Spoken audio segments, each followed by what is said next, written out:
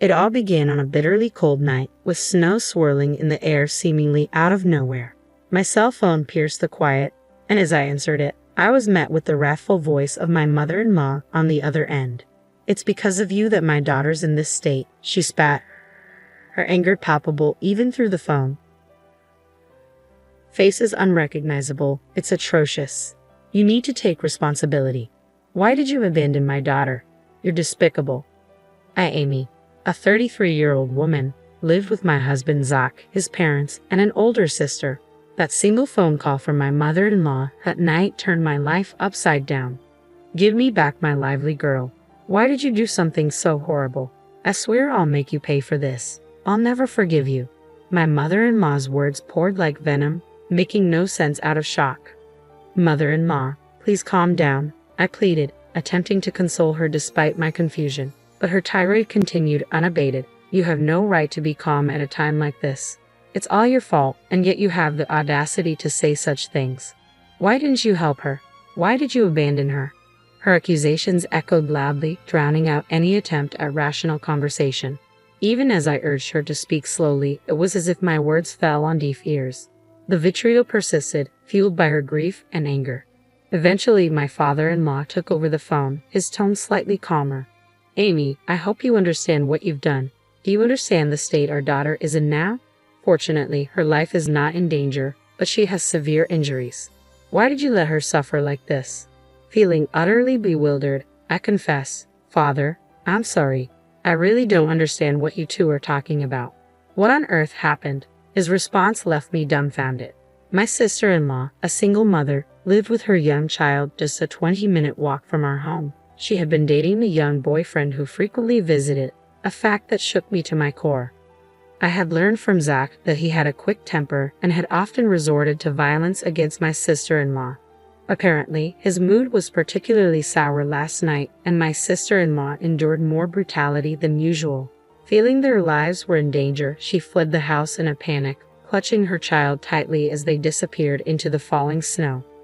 With nowhere else to turn, she thought of her brother, who lived nearby, and ran desperately toward our house, seeking refuge. She rang the doorbell, and I, being home at the time, answered. She stood there, her face bruised, gasping for breath, holding her child, the only clothing she had. Anyone could see at a glance that something was terribly wrong, but Zach showed no concern for his own sister. Instead, he appeared irritated and said, "If I let people in without permission, Amy will get mad." "Sorry, but can you go home? She's scary when she's angry. You understand, right? Please leave." With that, he turned her away. My sister-in-law couldn't believe her brother's callousness, but she was in immediate danger and needed to find somewhere to hide. In tears, she begged him to at least lend her money for a hotel. But Zach's response was even more shocking. "There's no way I have that kind of money. There's money in the house, but there's no way Amy would let me use it without permission. If I did something like that, she'd divorce me.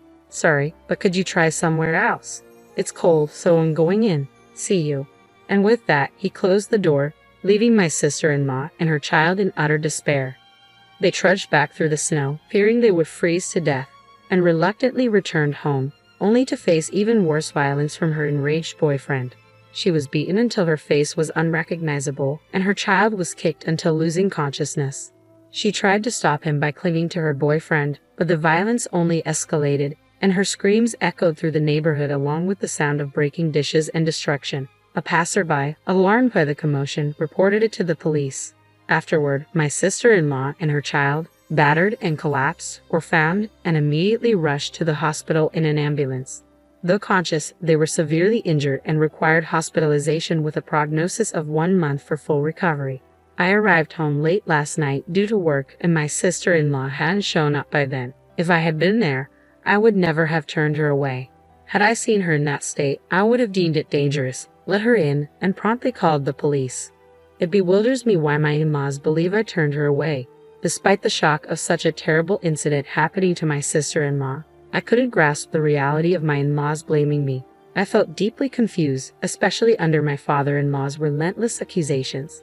I knew I had to clear up the misunderstanding. Frantically, I explained that I wasn't home when my sister-in-law came by. I had been working late at the cafe run. If I had been home, I would have noticed her unusual behavior and let her in. I would never turn her away. Please give me some time to figure out what happened. Although he wasn't convinced, he seemed to cool down and hung up the phone. That day, I was working late at my cafe, developing a new menu. I had informed Zach about the expected time I'd be home, but I ended up working longer. I missed the last subway and had to take a taxi, not arriving home till past midnight.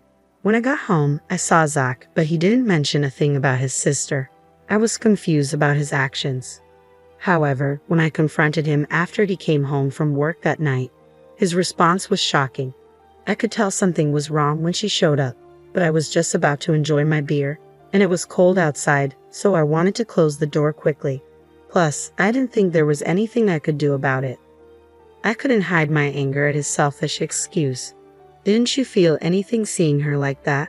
Why couldn't you at least let her in? She's been through a lot since you turned her away. When I detailed his sister's current condition, he justified himself by saying, "Remember how you used to complain when my parents dropped in without notice? I thought I was being considerate by not letting her in, thinking you wouldn't like it. What did I do wrong?" It turned out he had assumed that I would be bothered if his sister showed up unannounced and turned her away. I asked him another question. "Why did you lend her any money? You could have done that much, couldn't you?" He responded, "I was taken aback when she asked for money. I was short on cash right before payday, having recently lost money playing slots, and I hardly had $10 in my wallet. If I gave her household money, I knew you would get mad, so I refused." I don't see anything wrong with what I said. I defended myself. I was speechless, completely shocked. I had always thought he was a bit self-centered, but he also had many good qualities. I had been giving him the benefit of the doubt, but I realized it was a terrible mistake. He was incapable of making sound decisions because he always put himself first. He had no compassion for others, not even a bit of kindness, and he was foolish enough to prioritize his drinking over his own sister's distress. But it was too late to realize this now. He didn't seem to feel guilty or responsible at all about his sister being rushed to the hospital. From my perspective, she would have ended up like this anyway, no matter where she ran off to. On the bright side, she's safe in the hospital now. We're both safe, all thanks to me, right? He was talking about it as if it was someone else's business. His heartless remarks were making me feel like I was losing my sanity, so I decided not to talk to him any longer, holding back my anger. I reported to my father-in-law about Zach's irresponsible behavior towards his sister the previous night. Upon hearing my words, Zach's father lost his composure in a fit of rage. He exclaimed, "There's no way my Zach would do such a thing to his own sister. You're lying. Stop making up stories, Amy. Are you trying to make Zach the worst just to escape your own guilt? If you're going to spew such nonsense, then show me some proof." He refused to listen to me at all and again blamed me for everything. I endured his accusations while desperately trying to figure out how to prove my innocence. If things remained this way, I would be branded a monster while Zach, the real culprit who drove his sister away, would live on without any sense of guilt or retribution. This was a situation I could not tolerate. After much thought, I remembered that my sister-in-law had arrived at our home around 9 p.m. that night. I found something that could prove my innocence. My shop was equipped with a security camera. The footage clearly showed me working alone until around 11 p.m. that night. Armed with this footage and another piece of evidence, a taxi receipt that showed the time I got home, I went to my in-laws and proved that I wasn't at home when your daughter came home. Do you believe me now? It was probably something they didn't want to believe, but faced with clear evidence, they had no choice but to accept it. Zach's father, his hand trembling, muttered, though Amy wasn't home then. Despite their shock, Zach's parents hardly called him in to uncover the truth about that night. The moment he arrived, they fiercely demanded, "Why did you drive your sister away, just as you had done with me?" Zach tried to deflect all blame onto me, claiming that he thought I would dislike having his sister in our home.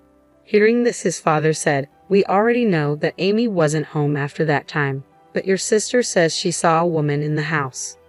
How do you explain that?" Zach, I was speechless. If there was another woman in our home at 9 p.m., there was only one possible explanation. "Wait, Zach, what is going on? Who is this woman?" I asked him, my voice shaking. Zach's face turned pale as he squirmed under the questioning from both his parents and me until he finally confessed everything. When I told him I would be late because I was working on a new menu, he saw it as an opportunity to bring his mistress home. He knew I often came home after midnight when I was immersed in my work, so he felt safe in inviting her over. When his sister suddenly showed up asking to be let in, he panicked and drove her away for fear of his affair being discovered. "You fool. Not only did you betray Amy, but you also left your only sister out in the snow. What were you thinking? Why didn't you lend her any money? Explain yourself." His father's anger was overwhelming, and Zach confessed the real reason he hadn't given her any money. He actually had plenty of spending money left, but he didn't want to lend it because then he wouldn't be able to buy the bag and shoes he wanted to give his mistress. He didn't want to upset his mistress for the sake of his sister, so he wanted to get rid of her quickly, which led to shutting the door on her. Zach admitted, "I was furious, but Zach's parents were even more so. Before being a brother or a husband, you lack basic human decency. It's our responsibility as parents that you grew up to be this kind of person, but we cannot tolerate this and maintain our relationship. From today, we are cutting ties with you. Don't ever show your face to us again." Zach's father disowned him. In a similar vein, I added, "I'm divorcing you. You cheated on me and put your sister's life at risk by leaving her out in the snow. I can't live with someone like you anymore." Zach was shocked at being disowned and confronted with a divorce all at once. He started begging for forgiveness, crying, I'm sorry. I won't do it again. Please forgive me." He clung to his father's leg, but his father simply shook him off. "What you did is the absolute worst thing in our eyes." His parents and I never forgave Zach. Apparently, he had been having an affair with the other woman for a year now. The mistress was a co-worker at his company whom he'd been secretly bringing to our house when I wasn't around. It was infuriating to learn I've been betrayed behind my back for so long. Zach even tried to blame his treatment of my sister-in-law on me, which only added to my anger. So I had no second thought about divorcing him. I made Zach sign the divorce papers and immediately submitted them.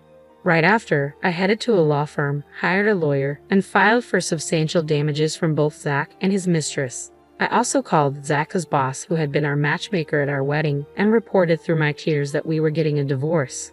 I told him everything about Zach's affair and his mistress. Zach's boss, a man who despised anything against human decency, had repeatedly told Zach at our wedding to never betray his wife. As expected, he was furious when he learned about the infidelity. Word reached upper management, and on his boss's advice, Zach was transferred to a branch office in the countryside. His mistress was moved to a different department where she was made to sort documents all day. However, my sister-in-law's revenge against the two was even more ruthless. Still suffering from the after-effects of her injuries, she deeply resented Zach's actions that day. To vent her hatred, she did something even more extreme than what I did. By coincidence, she was working at one of Zach's company's clients and knew some of Zach's colleagues. Using her connections, she revealed and spread within the company the cruelty she and her child had suffered that day. The company's employees, who had thought the divorce was due only to the affair, were shocked to learn the truth. Zach's abandonment of his own sister to cover up his affair was a huge shock to everyone in the company. The rumor quickly spread throughout the company, and Zach was universally suspected of being a terrible human being. Once he was ostracized by everyone, his work was impacted, and after a while, he was demoted. He couldn't stand being avoided by everyone and found it hard to continue working at his new posts, so he ended up quitting. To pay me the high alimony, he drained his savings and is still paying me by working live-in part-time jobs. Almost all his salary goes towards the payment, and I've heard he can't even afford a coat for winter and shivers in thin t-shirts. As for the mistress, she stubbornly clung to her job amidst the judgmental glances of her co-workers, despite my demand for damages after consulting my lawyer. I decided to ask her parents for the payment. When her parents learned about it, they were shocked and immediately made their daughter pay the full amount. After confirming the facts, I kept receiving calls from her, which I never answered, but she left numerous abusive messages in my voicemail, saying, "Why did you tell my parents? I had to go into debt to make the payment. My life is ruined because of you." As I found it unbearable, I sent these messages to her parents. I received an apology letter later promising they would never let their daughter trouble me again, and the harassing phone calls stopped. As for my sister-in-law, her abusive boyfriend's actions became a police matter, and she was able to file for damages for her injuries. It had been tough, but she finally managed to break up with him. My in-laws and sister-in-law apologized to me for initially suspecting me and for Zach's infidelity. Of course, both were painful experiences for me, but I could understand their outrage and loss of composure when they saw their daughter taken away in an ambulance after such severe abuse. After all, Zach's affair wasn't their fault. I didn't hold a grudge against them. On the contrary, I wanted them to properly heal the emotional wounds of my sister-in-law and her child who had such a terrible experience. If I were in their shoes, I'm sure my parents would have reacted the same way. Furthermore, my in-laws and sister-in-law are fundamentally decent people. Now that I've divorced Zach, I'll probably never see them again as they are now strangers to me. But I sincerely wish them well and hope they take care of themselves. I moved closer to the cafe run since it's within walking distance. I no longer have to worry about the last train, and I can devote my time to coming up with new menu ideas. Though I was thrown around by unexpected events, I probably wouldn't have been happy if I continued to be married. There are things one must never do as a human being. I firmly intend to always keep that in mind and live a life I can be proud of. That's what I strongly believe.